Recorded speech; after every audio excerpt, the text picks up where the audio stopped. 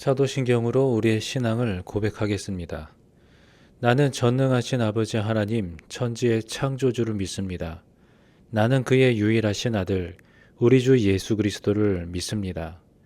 그는 성령으로 잉태되어 동정녀 마리아에게 나시고 본디오 빌라도에게 고난을 받아 십자가에 못 박혀 죽으시고 장사된 지 사흘 만에 죽은 자 가운데서 다시 살아나셨으며 하늘에 오르시어 전능하신 아버지 하나님 우편에 앉아 계시다가 거기로부터 살아있는 자와 죽은 자를 심판하러 오십니다. 나는 성령을 믿으며 거룩한 공교회와 성도의 교제와 죄를 용서받는 것과 몸의 부활과 영생을 믿습니다. 아멘.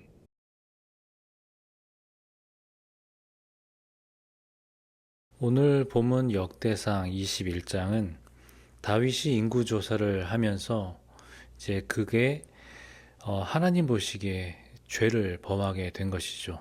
그리고 나서 그에 대한 하나님의 징계와 그리고 다윗의 회개 그리고 중보로 이어지는 어떻게 보면 회복의 이제 이야기입니다. 그래서 오늘의 이 본문은 죄의 결과와 더불어서 하나님의 은혜와 그 긍휼하심이 어떻게 드러나고 있는지를 오늘 우리에게 보여주고 있는데요.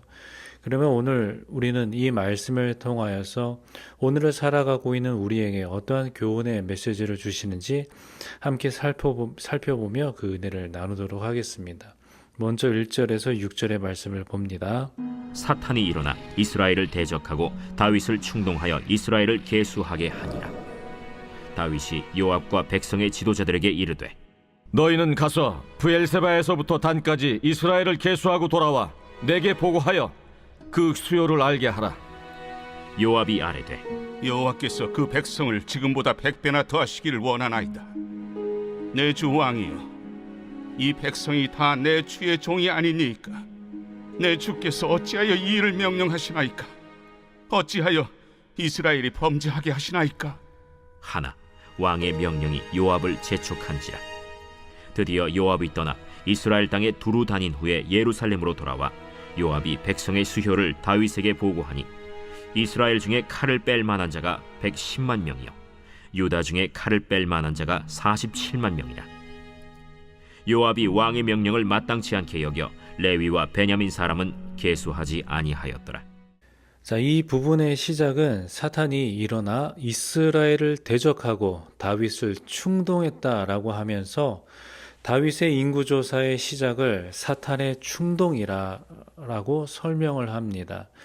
이는 사탄이 다윗의 교만을 자극하고 하나님의 의지보다 자신의 군사적인 자원을 더 의지하게 만들었다라는 의미인 것이죠.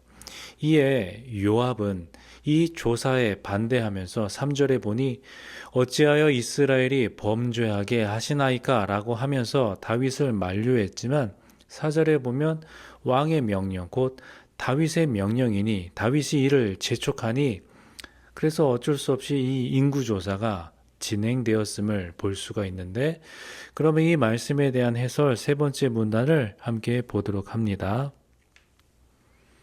사람은 언제든 잘못된 선택을 할 만큼 연약한 존재입니다. 칼을 다룰 수 있는 사람에 대한 언급에서 볼 수 있듯이 다윗이 실시한 인구조사의 주된 목적은 전쟁을 위한 군사력 파악이었습니다. 다윗과 이스라엘의 근본적인 힘은 만군의 여호와 되시는 하나님인데 다윗은 하나님 대신 사람의 수로 힘을 확보하려 한 것입니다.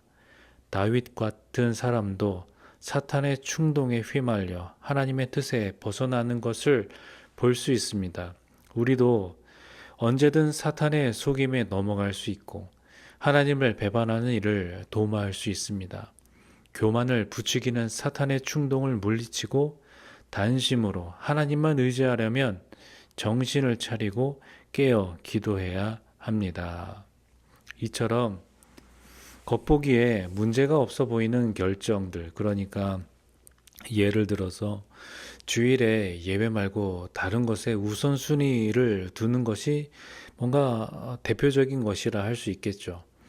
한두 번은 그럴 수 있겠지라고 할 수 있겠지만 그 한두 번이 우리 신앙의 결정타를 날릴 수가 있습니다. 어떤 분이 저에게 주일 성수에 대한 고민을 하면서 저도 대답해 주기를 한두 번은 괜찮아요 라고 말씀드린 적이 있습니다. 그런데 제가 그런 말씀을 드린 것은 하나님께 예배하러 나온 것이 감사와 기쁨으로 나와야 하는데 억지로 주일 성수라는 그런 율법에 매여 있지 말라는 뜻인 거죠. 그래서 예배 자리에 나와 있지만 마음과 신경은 온통 이미 그곳에 쏠려 있어서 집중할 수 없다면 차라리 그냥 그 일을 보시라 한 것이라는 것을 알아주시기 바랍니다. 그래서 하나님께 드리는 예배는 가장 귀한 것이 되어야 합니다. 이거 안 하면 괜히 찜찜하니까 이거 얼른 그냥 해치워버리고 내가 해야 할 일, 내가 하고 싶은 거 해야지 라는 그런 마음가짐 같은 것들, 또 이것 말고도 또 돈이나 재정의 문제나 또 인간 관계에 대한 것도 그렇고, 그래서 단순히 어떤 그 순간만 모면하려는 이러한 사소한 결정들이 지금 당장에는 잘못되어 보이지는 않지만 그 동기나 의도가 하나님을 더 의존하고 하나님을 더 신뢰하고 하나님께 더 가까이 나아가기보다는 뭔가 인간 중심일 때 결과적으로는 영적인 침체를 가져올 수 있다라는 사실을 우리는 기억해야 합니다. 그래서 중요한 것은 왜 이 일을 하려는가라는 그런 동기가 순수해야 된다라는 거죠. 그래서 오늘 우리의 마음에도 다윗처럼 하나님보다 내 손에 쥔 그 힘을 의지하려는 유혹이 있다면 그것을 말씀과 성령 앞에 내려놓을 수 있는 용기와 결단으로 주 앞에 더 가까이 나아가고 그렇게 주님과 동행하는 복된 우리의 삶이 되기를 소망합니다. 그러면 계속해서 7절로 8절의 말씀을 또 함께 보겠습니다. 하나님이 이 일을 악하게 여기사 이스라엘을 치심해 다윗이 하나님께 아뢰되 내가 이 일을 행함으로 큰 죄를 범하였나이다. 이제 간과없나니 종의 죄를 용서하여 주옵소서. 내가 심히 미련하게 행하였나이다. 하나님은 이 다윗의 행동을 악한 것으로 여기시고 이에 대한 징계를 시작하십니다. 다윗은 인구조사의 후회와 함께 그것이 큰 죄악이었음을 인정하면서 즉시 회개하는데요. 다윗은 이때 단지 그냥 잘못했습니다. 그게 아니라 하나님의 눈앞에서 내가 죄를 범했다라는 그 사실을 인정하면서 철저하게 고백하는 것이죠. 여기에는 다윗의 진실한 회개와 함께 하나님의 긍휼을 구하는 그런 심정이 다 오롯이 담겨져 있는데요. 이 말씀에 대한 해설 네 번째 문단을 보도록 합니다. 다윗의 범죄로 징계를 받은 이가 7만 명이나 됩니다. 다윗이 자기의 죄 때문에 이스라엘이 징계를 받는 것을 아파하며 그 벌을 자신에게만 돌려달라고 간구했으나 그 간구는 이스라엘 공동체에게 가져온 참담한 고통을 없애지 못했습니다. 죄는 저지른 사람뿐만 아니라 주변 사람에게도 아픔을 안겨줍니다. 나의 일탈이 내가 사랑하는 이들까지 아프게 할 수 있습니다. 사랑하는 사람을 지키기 위해서라도 죄와 싸워 이겨야 합니다.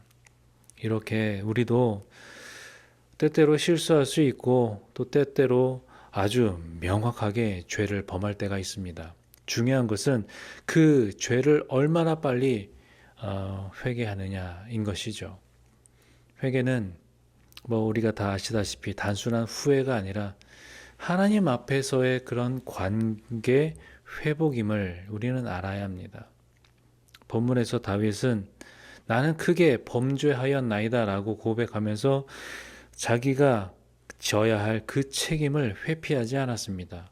이처럼 우리도 하나님 앞에서 내 삶을 점검하고 또 즉시 회개할 수 있는 그런 영적인 민감함을 우리가 유지함으로써 세상 속에서 우리가 그리스도인으로서 부끄러움이 없는 삶을 살아가게 되기를 소망합니다. 그러면 계속해서 또 9절로 17절의 말씀을 보도록 합니다. 여호와께서 다윗의 선견자 가세에게 말씀하여 이르시되 가서 다윗에게 말하여 이르기를 여호와의 말씀이 내가 네게 세 가지를 내어 놓으리니 그 중에서 하나를 네가 택하라. 내가 그것을 네게 행하리라 하셨다 하라. 하신지라. 가시 다윗에게 나아가 그에게 말하되 여호와의 말씀이 너는 마음대로 택하라. 혹 3년 기근이든지 혹 내가 석 달을 적군에게 패하여 적군의 칼에 쫓길 일이든지 혹 여호와의 칼 곧 전염병이 사흘 동안 이 땅에 유행하며 여호와의 천사가 이스라엘 온 지경을 멸할 일이든지라고 하셨나니 내가 무슨 말로 나를 보내신 이에게 대답할지를 결정하소서. 하니 다윗이 가세에게 이르되 내가 곤경에 빠졌도다. 여호와께서는 긍휼이 심히 크시니 내가 그의 손에 빠지고 사람의 손에 빠지지 아니하기를 원하나이다. 이에 여호와께서 이스라엘 백성에게 전염병을 내리심에 이스라엘 백성 중에서 죽은 자가 7만 명이었더라. 하나님이 예루살렘을 멸하러 천사를 보내셨더니 천사가 멸하려 할 때 여호와께서 보시고 이 재앙 내림을 뉘우치사 멸하는 천사에게 이르시되 족하다. 이제는 내 손을 거두라. 그때 여호와의 천사가 여부수 사람 오르난의 타작마당 곁에 선지라. 다윗이 눈을 들어보매 여호와의 천사가 천지 사이에 섰고 칼을 빼어 손에 들고 예루살렘 하늘을 향하여 편지라.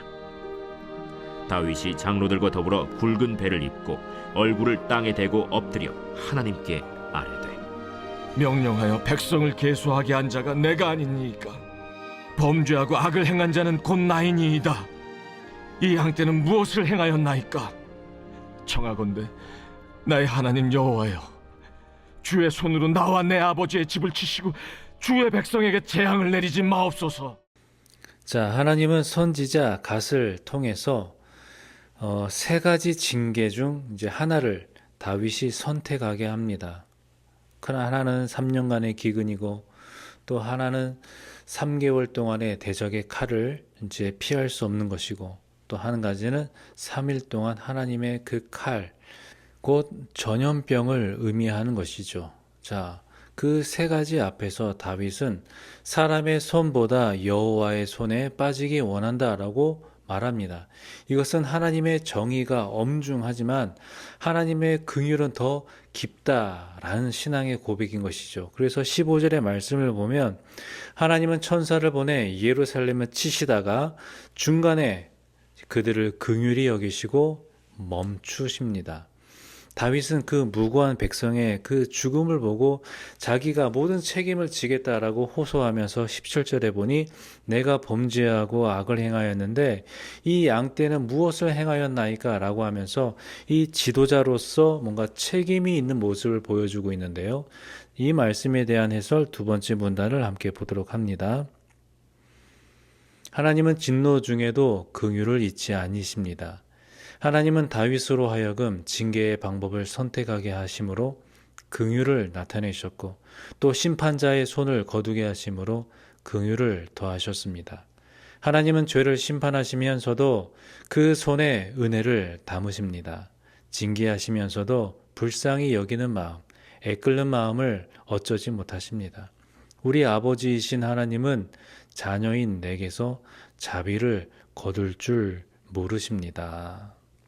이처럼 사랑이신 하나님의 그 징계는 결국은 파괴가 목적이 아니라 그 영혼을, 그 인생을 다시 회복하여 주시고 그 회개의 기회를 주시려는 바로 사랑의 하나님이시고 이 모든 것이 결국은 사랑의 표현인 것입니다. 그리고 다윗처럼 자신의 잘못을 인정하고 백성을 위해서 자기를 이렇게 내어주기까지 하나님의 긍휼을 구해야 한다라는 거죠. 이렇게 오늘 우리는 우리의 가정이나 우리의 교회나 나의 직장이나 내가 속한 그 공동체를 위해서 누구보다 먼저 회개하고 기도하는 사람이 되어야 할 것입니다.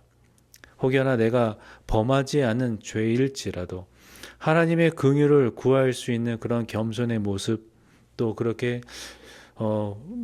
주변인들을 그렇게 구하는, 대하는 모습들을, 그런 모습들이 우리 안에 있기를 소망합니다.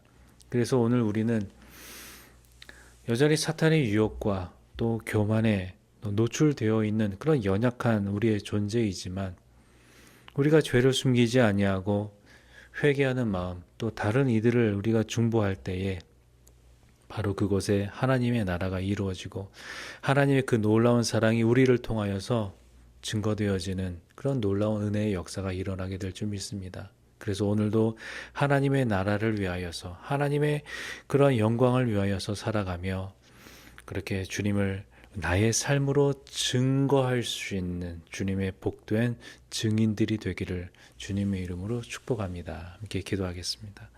하나님 아버지 감사합니다. 오늘도 하나님의 말씀을 우리의 마음속에 품으면서 오늘 주어진 이 하루의 삶을 시작합니다.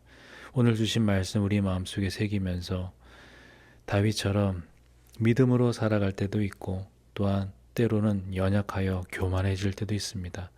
어떤 상황이든지 하나님의 은혜를 잊지 않게 하여 주시고, 하나님의 나라와 하나님의 영광을 위하여서 우리가 주님의 증인으로 살아가기에 부끄러움이 없는 복된 오늘 하루의 삶이 우리 안에 있게 하여 주시옵소서. 예수님의 이름으로 기도하옵나이다. 아멘. 주님 가르쳐 주신 기도로 기도회를 마치겠습니다.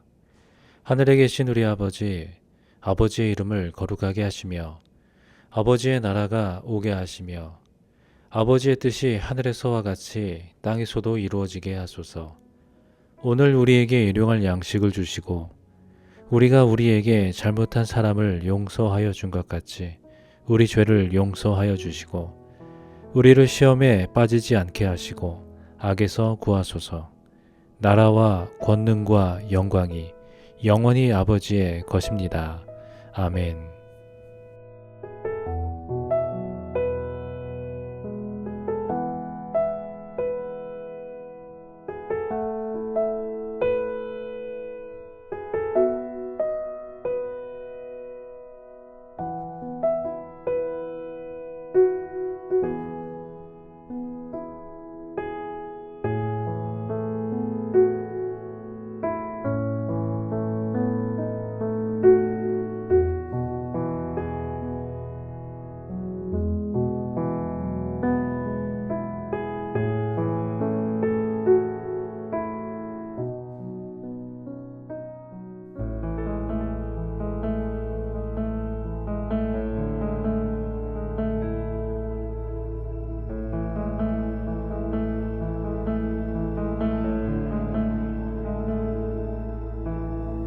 허무한 시절 지낼 때 깊은 한숨 내쉴 때 그런 풍경 보시며 단식하는 분 있네.